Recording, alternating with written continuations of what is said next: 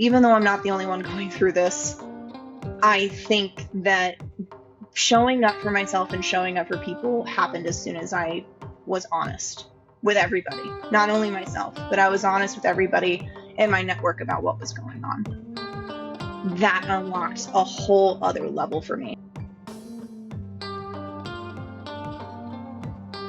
Welcome to The Next. I'm your host, Rob Grant, and you are somebody who believes in the value of doing work that you love in a place you belong, in a role where you bring real value to the people you serve, and that pursuing that is worth it. Here, we celebrate the grit that it takes to keep going and the power of your story wherever you are in it. And I am so excited today to introduce you to somebody whose story is unfolding as it goes, who is living out the values of candidness and professionalism and doing their best. Danielle Haxton! Woo! Hi, Rob. Thanks for having me. Oh, I'm so excited that you're here. Well, to kick us off, would you mind sharing some about your background and what's led you to the point you're in today? Yeah, absolutely. Yeah, thanks again for having me. I'm happy to chat, and I really like what you're doing. So when you originally reached out, I thought this is a really cool program. So thank you for that. A little bit about me. So I am a Colorado native, born and raised. I've been here almost 30 years. And, I originally started in restaurant and hospitality. I started working when I was 14 or 15 years old at a breakfast cafe, small place in Steamboat Springs that it was basically to pay for my hobbies. I grew up on a ranch and I raised horses and we worked cattle and did a lot of different things that really, I think, instilled a lot of my work ethic and my grind and who I am today. My parents were great role models for that. They always worked really, really hard in order to make sure that we were set up for success as a family. So, right now I'm sitting at 6.5, almost 7 months of unemployment. Ironically, it's been challenging, but I think it's been challenging in a great way for me. So I started in restaurant hospitality. I ended up moving into healthcare during the COVID shutdown, which was really interesting, and moved into a couple of different roles throughout a organization that was not for profit, and they were a member-based organization.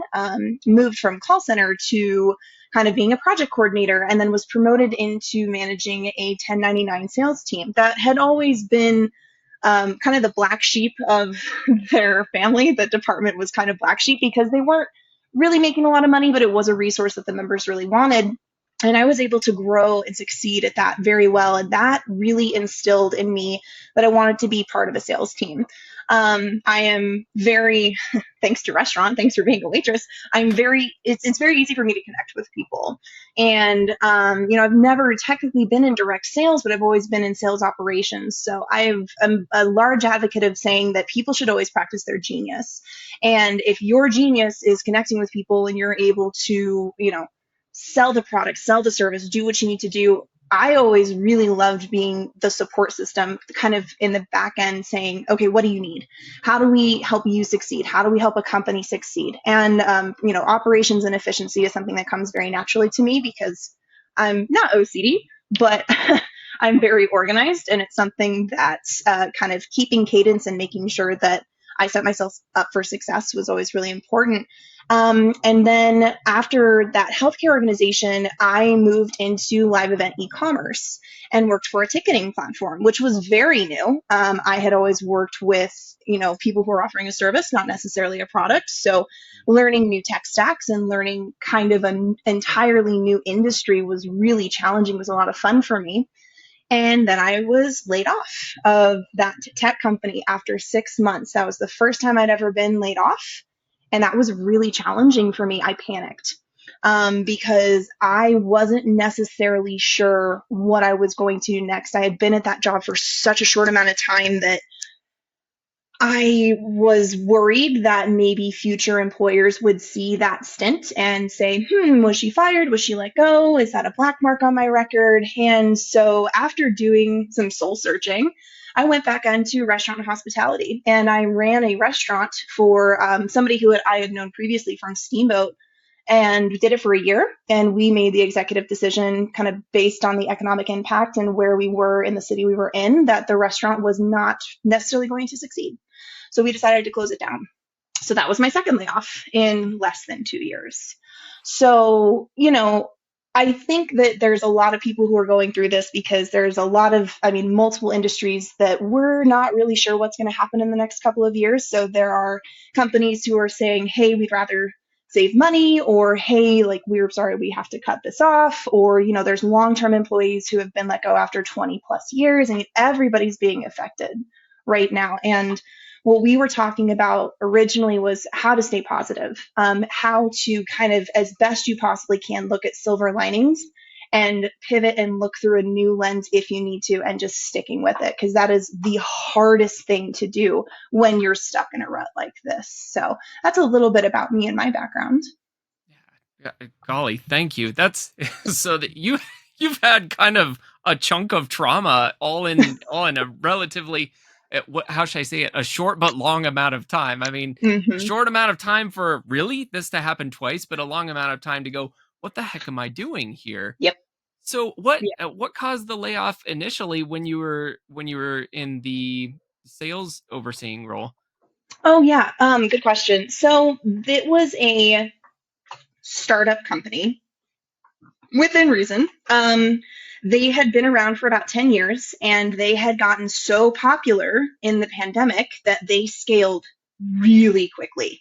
And unfortunately, when you're scaling a company, there is an efficient way to do it and a smart way to do it. And 9 times out of 10, in my experience, that does not happen because you are trying to stay competitive in a market. You decide, oh, we see a whole bunch of people getting laid off from a different company. We're going to grab them. And while that works really well, all different aspects of companies need to scale with one another when one scales before the other. For example, sales. And if your post sales cycle, customer success, customer management doesn't scale with that, it gets hard and there's a lot of burnout. So when I was originally hired at that live event ticket e-commerce company, it was a very new role for them. Their sales team had grown so much that they decided that they needed a sales operations team and a sales enablement team. And we did that, and we got, there was like me and probably 5 or 6 other people that got hired. But unfortunately, that company and its leadership team really didn't quite understand or prioritize why sales operations and sales enablement needs to be very structured. And it was beautiful chaos Oh, in that company in and of itself. There was a lot of very natural, I guess, departments that you think would exist that didn't. They were sales, grind, nothing else matters. And that works for some people from a culture perspective, and it doesn't work for others. So I ended up sitting in between a very disorganized and unstructured sales team of about 30 people. And I sat directly between them and C suite. And I was a coordinator. They did not have a sales hierarchy. And I was a little out of my depth when it came to basically sitting at a VP level of the communication I was required to provide, the insights I was supposed to have, and having really no formal training in a brand new industry. I think it got a little overwhelming. So when I asked for help, they didn't really provide the help I guess I needed. And there was really not a lot of structure and training, again, in any like true aspect of that company. So, when they hired a whole bunch of us and they realized that they probably didn't need a 10 to 15 person team within their sales operations and sales enablement because they weren't prioritizing it, they laid a bunch of us off. And anybody who they deemed weren't necessarily high performers, which I can almost guarantee you that I was a very high performer, but after 6 months, that data gets a little skewed. It's kind of hard to see whether or not I was doing everything. And the other thing that really kind of grinds my gears a little bit was here's your job description. Oh, by the way, we're going to add more and more and more and more and more and more and more and more. And so it was unclear really what I was supposed to be doing. So the one thing that was really nice is that eventually we did get kind of a refocus, and I talked to C-suite and said, we need to refocus. We need to prioritize what's going on. We also need to completely restructure our sales team. So originally they were in verticals, and I said, that's great, but there is no hierarchy in your verticals. What if we did pods? What if there was a leader for each vertical? Because there wasn't really. And that was something that was a very, 3 to 4 month project that I was working on. And eventually, they decided to lay a bunch of us off, especially the newer hires. Anybody who was hired at the very last point of that wave for sales operations was let go. And I was one of those people. So that was difficult. But I really took a lot out of that job, and I realized what my non negotiables were when it came to company culture and leadership. So it helped me be a little bit more picky and know how to ask the right questions when I go into interviews going forward. Well, that's definitely valuable in its own. So what are some of those non-negotiables now for you? For sure. Nothing against startups for me personally, as long as they're done correctly. I think that there needs to be a lot of leadership development and very clear communication within your company and with your employees about what you're prioritizing. And that kind of leadership and communication, it's rare to have it. I had it at my healthcare job. They were very transparent with everything that was going on, and that creates security. It helps the employees have a better buy-in for understanding why their job is important, and then it trickled down through their leaders, and you understood the assignment, right? um, I think that was a really big one for me. And the other thing was having HR was really important. This company did not have an HR team at all. All right. And when we originally started, I was talking to C-suite and I said, you guys need an HR team. Your director of operations should not be in charge of onboarding and healthcare and, employee, discourse and complaints. Like, this is a lot for him, and he's a tech guy. So they kind of forced people into roles and just expected them to be okay with it. That doesn't sit very well with me. If I'm hired for a job, it's very clear on what my deliverables are. And I think having enough respect for myself to understand either you need to be okay with potentially taking a little bit more on your plate, depending on if that's something you can mentally and emotionally handle on a day-to-day basis. And you also need to stand up for yourself. So, I think not not having an HR team, I ended up being the person that all the salespeople would come to about their complaints or their gripes or, hey, this is going on and this is going on. And again, they also didn't have a VP of sales. So like it was between them talking to me and me trying to communicate and not feel like a whistleblower to C-suite. And then I was also talking to all of the other VPs and directors of different departments. I'm like, I'm just a coordinator. I'm like, this is a little out of my depth. I learned a lot, but now I know it's having a company structure and having everybody be respectful of everybody's jobs and their departments, and how cross-departmental collaboration really works well together through those leadership styles is really important to me. Really important to me. That's huge. So how is that, you're obviously looking for roles, you're interviewing for roles. How is that impacting your job search? Yeah, I think that's a really good question. It Instead of jumping on everything I see, because that's what I was originally doing. I thought it was more important to apply to a whole bunch of stuff that I might even have like maybe a 50% chance of getting versus looking for very high quality, very well aligned jobs for myself. I take a lot more time to do a lot of research on a company and starting from its roots. Where did they start? How has their board changed if they're publicly or privately traded? How much have they scaled? Are they doing financial reporting? What does that look like on Glassdoor, for example? Or if we're looking through, different kinds of programs to see, what were their investors? Where have they sold? Have they had massive layoffs? And so looking for trends, because I'm a big data and number person. So when I look at those companies and I see some negative trends, if I do get an interview, the first thing when they say, do you have any questions?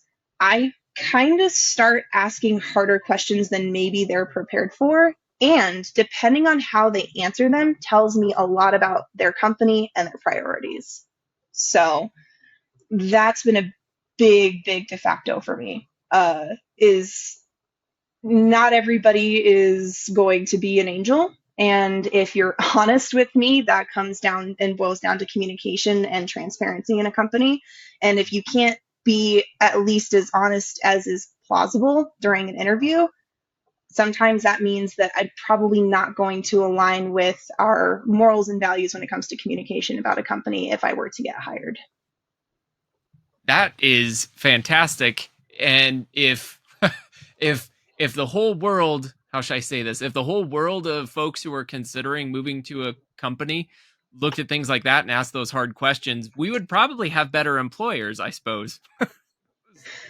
Hopefully, fingers crossed. Yeah, you would think. And you can sometimes come off.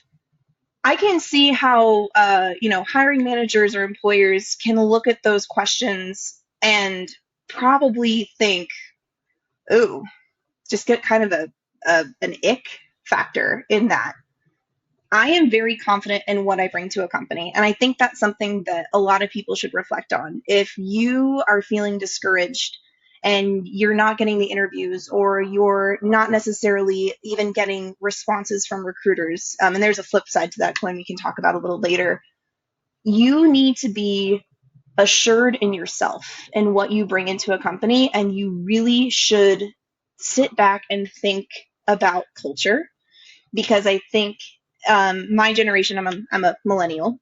My generation, we have very much so leaned on work-life balance, much, much, much more so than any other generation in the workforce for the past 10 to 15 years. And if you're not confident in what you can bring to a company, and you maybe don't necessarily want to say yes and then maybe get let go later, or you're not 100% sure about a company, asking those hard questions is going to save you a lot of time, and it's going to save you a lot of potential heartbreak in the end, because it's so hard to think about prioritizing your morals and values as long as they align with another company, if you don't know it right off the bat. And of course it takes time. You can sell ice to Eskimos. If you're a hiring manager, you can sell your company as best you possibly can. But when you ask those questions and kind of put those hiring managers in a hot seat, it will give you a very, very clear lens into how you would align with those companies in the future if you were to get hired. That makes sense. So for somebody, so obviously you were in this position, right, where you had been let go. There had to be some uncertainty, some lack of confidence there, right? And what you're talking about takes a ton of self-confidence to be able to say, okay, here's what I value, here's what's going on within this company, or at least as far as I see it, and I want to make sure, so I'm going to ask the hard questions. Where does that confidence come from when you're coming from a place where a lot of people would say is you're behind the start space, right? Like, I have Danielle, I don't have confidence. Like, I need to pay the bills. Like, I probably would take any job. Like, how do you step back and evaluate your values and gain that confidence to show up that way? That's a really good question. For me, that comes very naturally because of how I was raised. I have always been a very confident kind of borderline between a type A and type B personality, where I can be empathetic, but I also understand what I bring. When people, because I've had friends come to me, even in the past 5-7 years, and they don't necessarily have the confidence, or they're not sure how to approach those different kinds of conversations. I always encourage people you start with a question, right? You don't have to tell anybody anything. If it's something you're not 100% confident with, if you go to a leader that you trust and you ask a question, you have to be a little emotionally intelligent to kind of see, all right, like, are they telling me the truth? Are they not able to get back to me? Are they following up? Are they following through? If they don't have an answer for me right away, and that can be in any stage of a professional career. That can be you're already with a company, or that can be in your hiring stages or your, interview stages. For me, that confidence comes from I've already been through what some people could consider the worst part of their professional life, which is being laid off, right? And I've already worked for a company specifically, that really tested my morals and my values. And Now, having already been through that, or even having a little bit of self-doubt in that company, and hindsight being 2020, and I learned from it, but if I could go back, I would be asking very different questions and approaching it in a very different way than how I did it before. Practice makes perfect, and what I learned from working at that live event e-commerce company was very specifically, I need to learn how to ask questions, and I need to learn to not only put on a listening ear, but an emotional intelligence ear when I do it, and trusting your gut too. I mean, it's there for a reason. If you feel even just a little off, if something feels a little off kilt, you should definitely listen to what your heart, your head, and your gut are telling you. And the confidence for me came after I experienced those layoffs, and I experienced something that I was expecting that I'd be with that company for the next 5-10 years, and I wasn't. So now I ask the right questions because I never want to be put in that position again. And it's better for my mental health and for my pocketbook if I know more going into it rather than just hoping and praying like something's going to work. And that kind of tenacity takes time, especially for anybody who's currently looking for a job. If anybody who's struggling in that 6-7 month period, I mean, I have, colleagues who have been laid off for 2 years, and it's really, really easy to want to grasp onto something. Is it going to be worth it in the long run if you're not happy? That's the question that I like to ask myself. Do your research. Reach out to people who are currently employed with the company. Look at their startup. Look at how they've been moving. Look at why did they lay off people or what happened? And then once you get into that interview stage or you start talking to people who are already within their network, you start asking about culture, and you really have to hone in on what's important to you from your personal peace standpoint. And you got to figure out how to align those. And of course, it's not always going to be a unicorn job, right? You're going to deal with, excuse my language, you're going to deal with crap at work all the time. But if you can figure out how to be assured in yourself, and you can figure out, you were hired at one point for a reason. Just because you're laid off does not define that you were a bad employee or that you were lacking in something that the company needed but you didn't have. You're not the bad guy. They're not the bad guy. Tough decisions have to be made in business is business, but you should know what you bring to the table. And that kind of introspection is honestly what I did for the last 5 months of my life. So what do I do? What do I bring? How am I important to a company? And you help kind of build on that. And that just takes time more than anything else. Oh, that's huge. So what did that process look like as you started saying, okay, I want to really codify who I am, what I believe, what I value, and especially what I bring so that I can present myself really well. I mean, did you have a writing system, or did you have a way of keeping track, or did you put, bubbles and pictures on the wall, or what did that look like? Yeah, that's a good question. What's really funny? I actually use ChatGPT. So I know AI is a little bit of a testy area to talk about because there's a lot of people who think that artificial intelligence is either going to eventually take their job, has already taken their job, or, there's a lot of different factors why AI could technically be a bad thing. I started to use chat as a brainstorming technique. So I used it from an analytical standpoint, and I started to use it as like a journaling standpoint. Because it was nice to have that interaction. I'm a massive, massive, massive advocate for mental health. If you need resources for mental health, like that has to be a priority. If you are feeling constantly stressed at work, constantly stressed at home, that eventually will bleed into other aspects of your life, and it can make everything else that much harder. Well, when you get laid off, depending on how much money you're getting from unemployment, you might not have access to state health care or federal health care. So I didn't necessarily want to trauma dump on my family and my friends as best I possibly could. So I actually started using chat to almost be an ear to listen about how I was feeling. And then eventually it started to kind of learn my voice, and it started to learn how I responded. And when I started to do some introspection into, okay, here's what I liked at the healthcare job. This is what I really enjoyed. Here are the pros, here are the cons. Did the same thing. Pros and cons for the next job, pros and cons for the my last job. And then I started asking chat to, can you walk me through some trends that maybe I'm not seeing? What do you see from more of a, like, my personal morals and values, and listed those out like we originally talked about: communication, through line leadership, and talking about, work life balance and all the other things that really resonate with me when I work for a company. And chat started to say, well, you're compromising a lot. And I said, please explain. I said, please. I was like, okay, calling me out. I appreciate that. Can you tell me more about what you're seeing and why that is?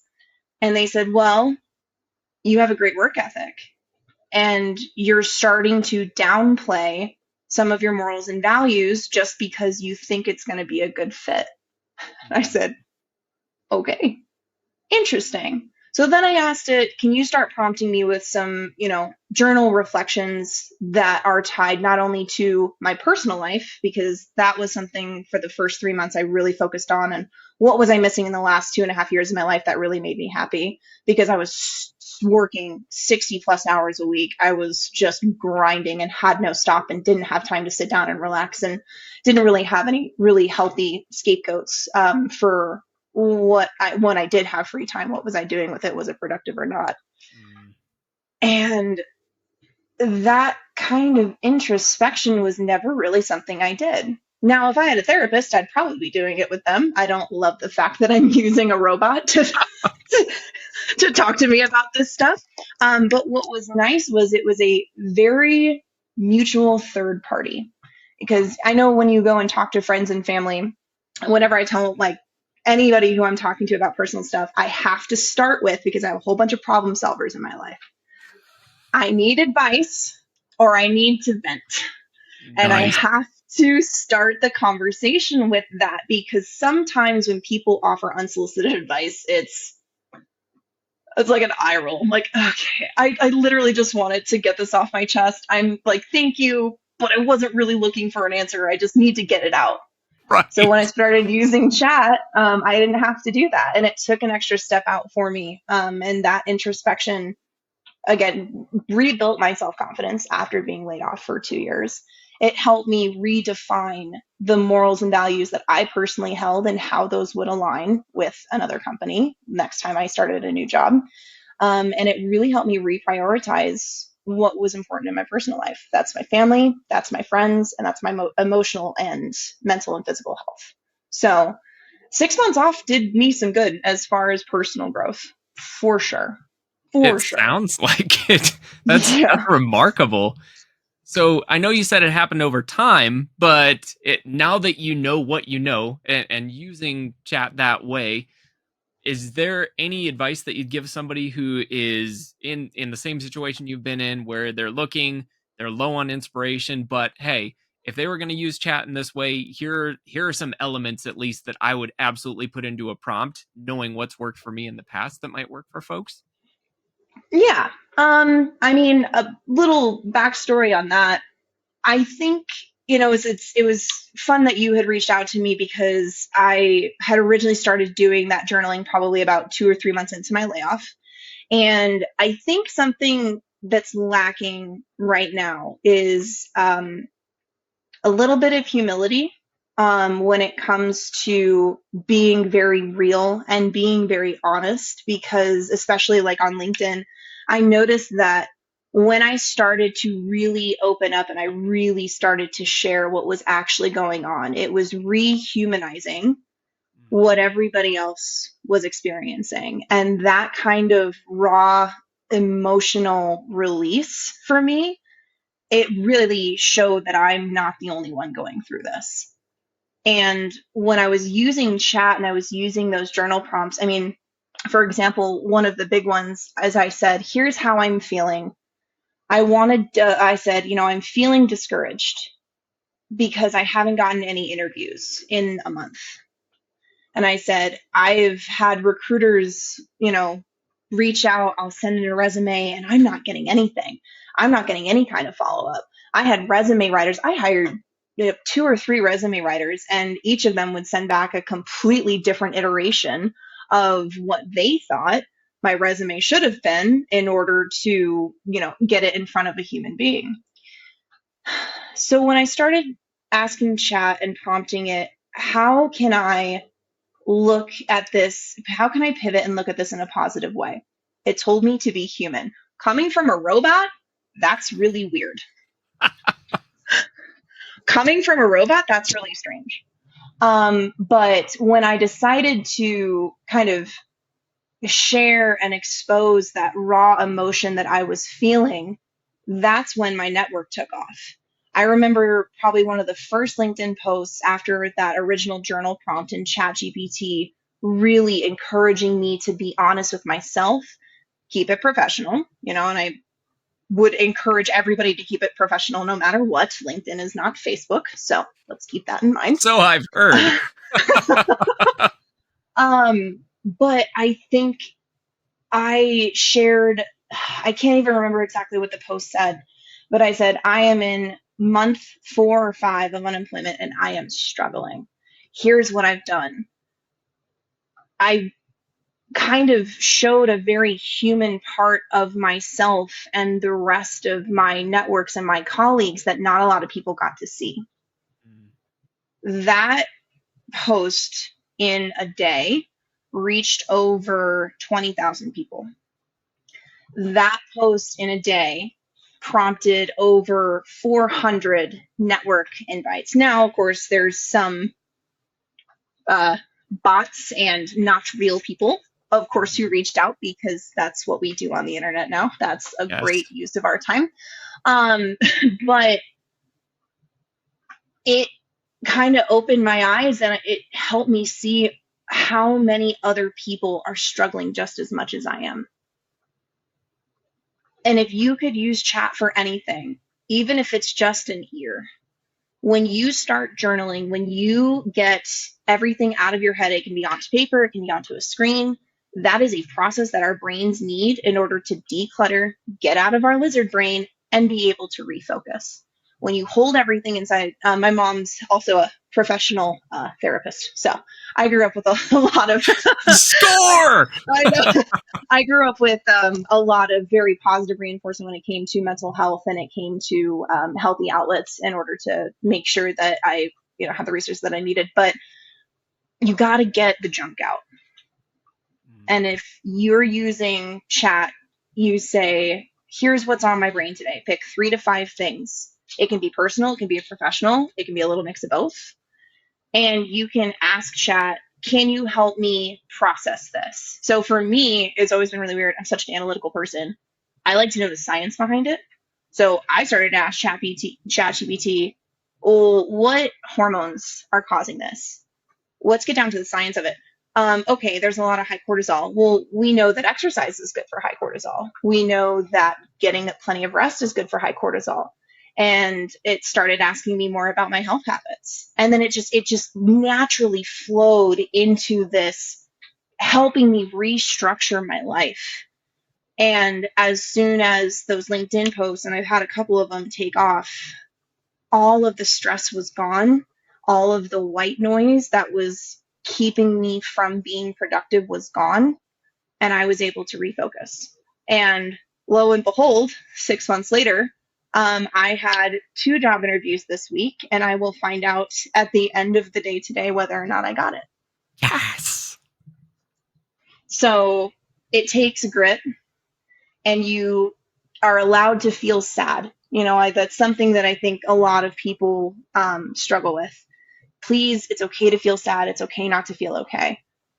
As best you can, use the tools, the resources, your people, your family, your friends to lean on that. But it is up to us and our mental fortitude to let ourselves be sad for a little bit. And we say, okay, let's grind. Let's do something else. Let's look at what we've been doing. Has it been working? How can we pivot? That change management starts within ourselves.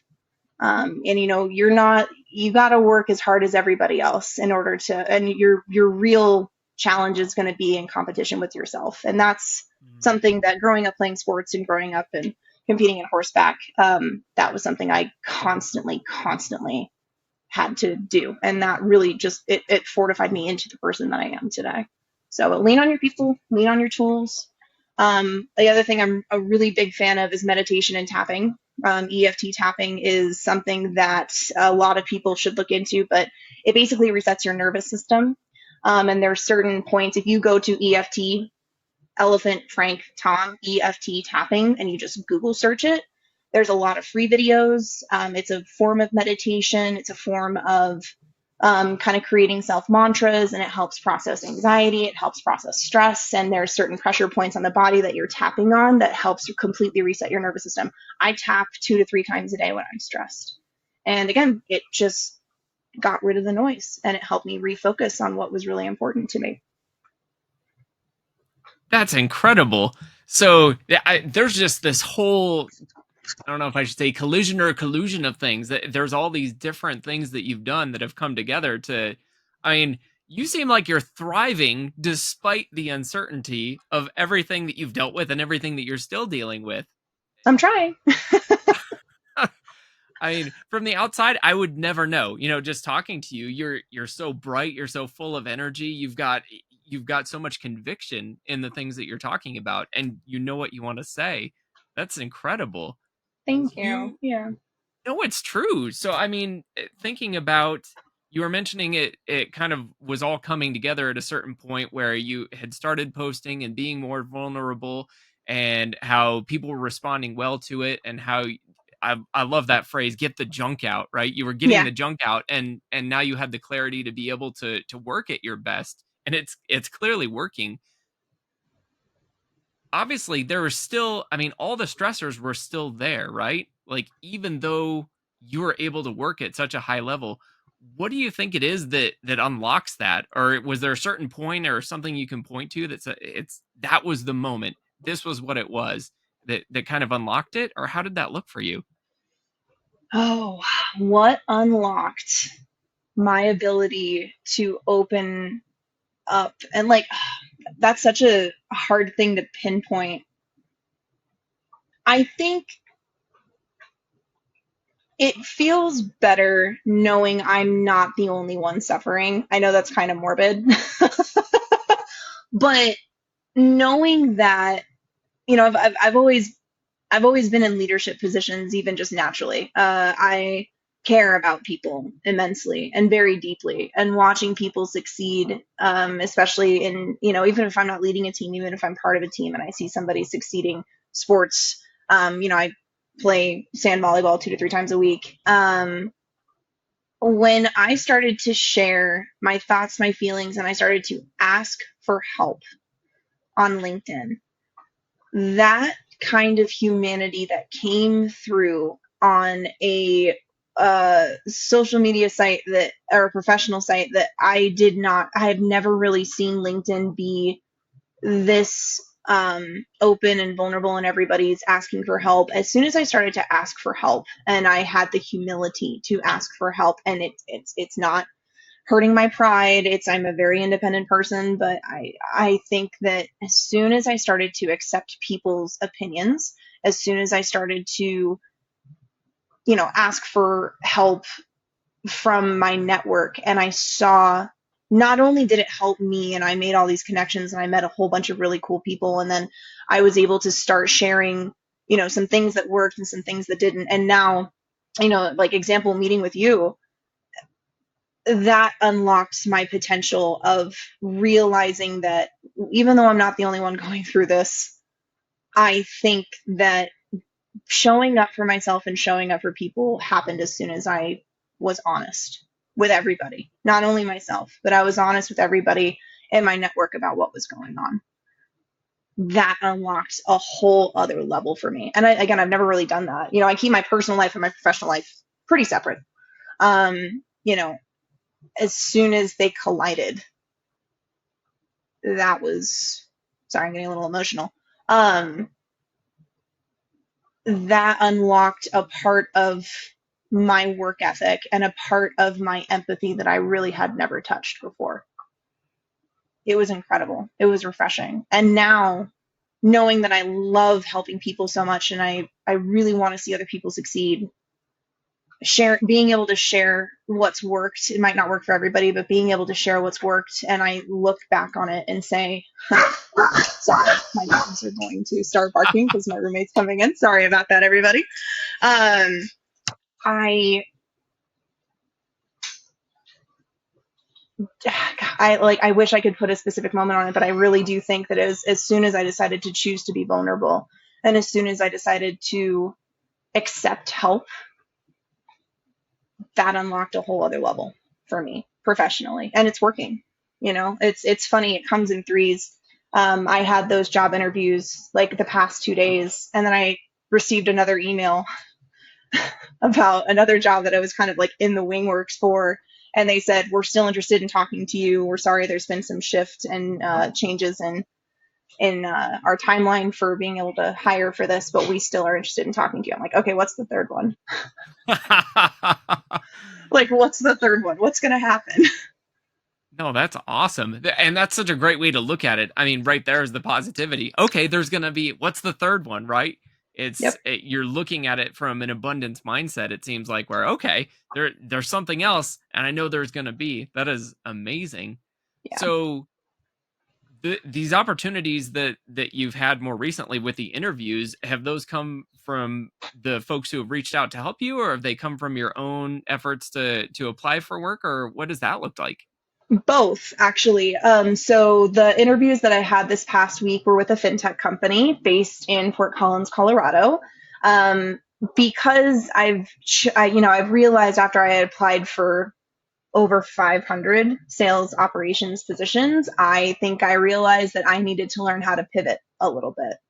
And I needed to kind of realign on, okay, here are my, hard skills, here are my soft skills, this is what I bring to a company. And then started to do some research and say, what is a lateral move for me where I could potentially have to maybe go into a new job. And I don't like looking at it as a step back.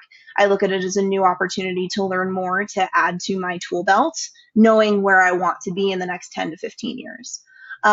So this fintech company, a recruiter had reached out to me, and it was such a whirlwind. He reached out to me after I had gotten off a previous call with another podcaster, ironically enough, doing a free interview. And he said, hey, do you have 15 minutes? And I said, sure.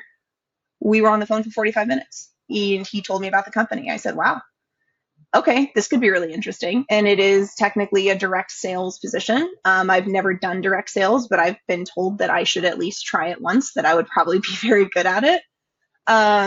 And just today, I went in and I met with 3 of the leaders for the sales team, and I met with their director of people operations, and he had reached out to me, and I just gave it a chance. I think that's something that we need to, to quote 38 Special, hold on loosely, right? Just just because we have this picture in our brain of exactly what we're good at and exactly what we're doing, I think this job market is teaching us that we need to round out our edges a little bit, take off the blinders, and see what other opportunities are there for me if I've spent however much time and resources into getting the job that I know that I want. We might need to change just a tiny bit and be moldable and be open to an opportunity where, yeah, it's going to be a little bit of a challenge, but we're still going to be able to take our competencies and apply them to a new position. One of the other jobs that reached out to me, another local Fort Collins, Colorado company, I had applied, and it was for a graphic design and marketing company that I had seen very briefly, but they worked with small to medium-sized businesses and worked on, just marketing exposure, marketing plans. And I'd worked with marketing teams before, but it wasn't something I was super, super interested in. I understand the aspects of marketing and why it's important and how it ties into sales and how that relates to revenue. But they were looking for somebody to help coordinate their team. And I reached out to them. Connected with a couple of the people on LinkedIn, because I think I found their job posting on LinkedIn. And she reached out, probably 2-3 days later after I applied, followed up, didn't hear from her, followed up, didn't hear from her. And I said, okay, that happens.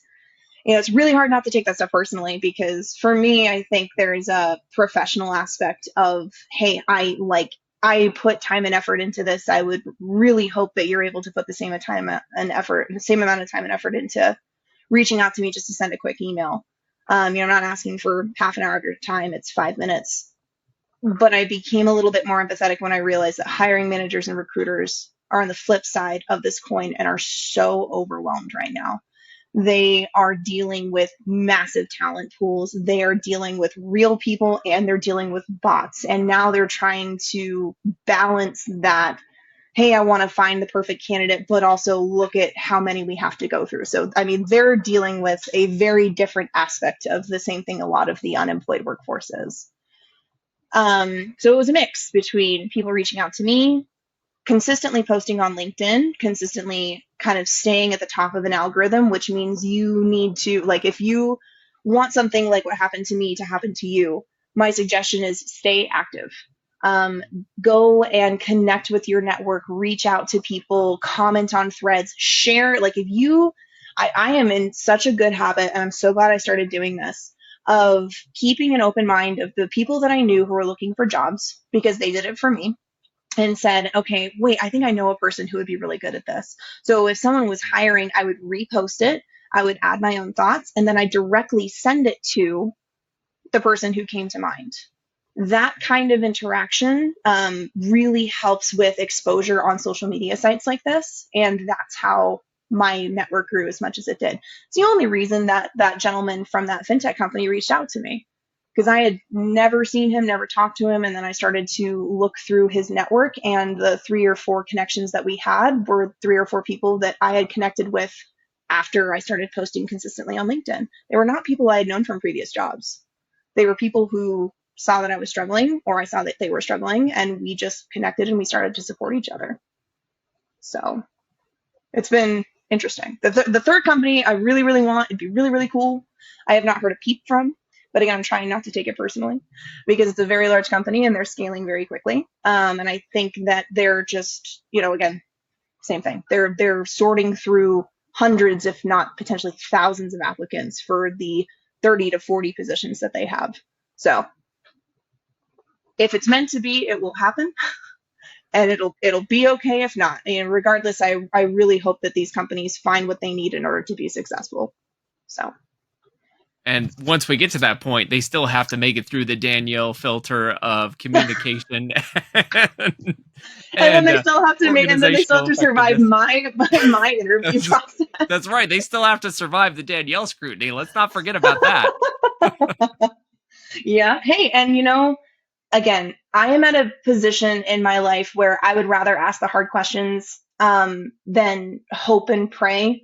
It's going to be tough, and I'll make it through. But lo and behold, I asked the hard questions to that fintech company today, and they were honest. And it was 3 or 4 separate people, none of whom were in on the previous interviews, and I asked the same questions and I heard the same answers, and I might have a job by the end of the day. You know, it's worth it to me to ask those, because I don't want to take another, year and a half, 2 years, 5 years working for a company that doesn't value me and who does not really value the rest of their employees. So I just don't like to waste time. That's not my thing. I'm a very efficient person, so I'd rather get the ugly out of the way. That's awesome. It's obviously leading to a higher quality life. I can't wait to hear what happens next. And Thank you. so I have to ask then, so the role that is more ideal, or maybe put everything aside even that you're looking at, what does ideal look like for Danielle? Like, what is, obviously, like you said, there's going to be crap you have to deal with in every job. But setting that aside, what does ideal look like for Danielle? Like, what is the perfect role for you? Oh. It's really funny. I actually have a really funny story to tell you before I answer this question. So when I went to go work for that e-commerce, live event e-commerce company, and I was in the interview process with the CRO, he asked me the very traditional question, where do you see yourself in 5 years? Where do you see yourself with 10 years? And I said, your job. And he kind of looked at me for a second. I said, no, I mean, my goal, knowing where I succeed, is efficiency, optimization, and people-centric leadership. So, I think the original role that I had at that e-commerce company was perfect for me because I was sitting in the middle of a bunch of different teams and I had a high level sense of what each team's responsibilities were and how they connected to one another. That is the core competency of what operations is. Now, I'm sales centric. I am sales focused because that is just what my training's been for math, 8 to 10 years of my life. If I were to have a absolutely perfect role, I don't even know if it has a title, but if I could put a title on it, it's sales operations manager, because I'm not necessarily looking at, you know, I'm looking at the business as a whole and how the sales team operates to make sure that the business is operating well. So that full circle of understanding the efficiencies, understanding, hey, there's a problem, we're bottlenecking somewhere. What are we doing wrong, or what do our salespeople not have that they need in order to succeed? I don't even know if there's a true title for that, but I mean, the closest thing I could say is sales enablement or sales operations manager. And then eventually VP of sales, and then eventually a chief revenue officer or a chief strategy officer, or, a COO. Who knows? I mean, that's always been a really, really big goal of mine, is I want to be the leader who has the ability to make change, but I have a lot to learn before I get to that point. But having learned what I have so far, and I realize what's important to me, especially when it comes to my teams, when it comes to companies, and making sure that we're adding solutions to the world to make people's lives more easy, that's important to me too. So. That's fantastic. But it's so cool because you're seeing the whole staircase, right? And that's something that is so tough to do from a position of, okay, I want to be doing the work that I love doing, and I'm doing something different right now, and it's been a long time, and oh my goodness, when are things going to change? It's just so inspiring to hear the way that you put all this together and what you've got set up for yourself. I have no doubt that you are going to make it happen. And that's Thank so you. cool. I'm so excited we got a chance to talk. Yeah, me too. There's one more thing that I just have to ask for anybody who might be listening who really is they're in the middle of it, like things are rough, they haven't had an interview maybe for weeks, they're changing their resume every 5 minutes to send it off into the void, they're having a lot of difficulty, they're going to start on the things that you've already shared. If there was one thing that you could share with somebody who's in that position right now, what would it be? You can do it, and I'm proof. So when you get stuck in, again, that negative, and I think we were talking a little bit how negative emotion and negative memory is the thing that sticks to us so much heavier than the positive. And of course, having your, outlets, and having your, journaling, talking to friends and family, therapy, I mean, whatever, ChatGPT, whatever you have access to is important. It's really hard to see the light at the end of the tunnel when the end of the tunnel is further and further and further away. If I could say anything to anybody again, it's like, you can do it. I promise that, I am such a big advocate of the term something's got to give, and it will. The biggest thing you have to remember is, one, you're not alone. And two, there are people who are willing to help. Again, I am living proof of that. Being vulnerable, being honest with yourself, doing the inner work to reimagine what you could be doing or what you need to be doing in order to, if your goal is to get a new job, if you're unemployed, be willing to be moldable, stick to your morals and your values, and ask for help when you need it. Because the answer is always no if you don't ask, you know? And that level of vulnerability and humility can be really hard for a lot of people. And again, I know, because I am that person. I don't like asking for help. I had to start a GoFundMe last week to make rent. That was the hardest thing I have ever had to do because I don't ask people for help. It's just not who I am. And I'm making rent because I asked. You can do it. And even if you have to grind a little and you have to dig a little deeper, I promise you that it will pay out. And if you are at a point where you're so stuck you don't know where to go, reach out to me. I am more than happy to share my LinkedIn. I am more than happy to be that advocate and be that person who can help you think through some stuff if that's what you need, if you don't have anybody to lean on, or use your network. It really does work. And just grit, grind. I know it's so hard to do, but you can do it. You've done it before in different aspects of your life. I promise you can do it right now.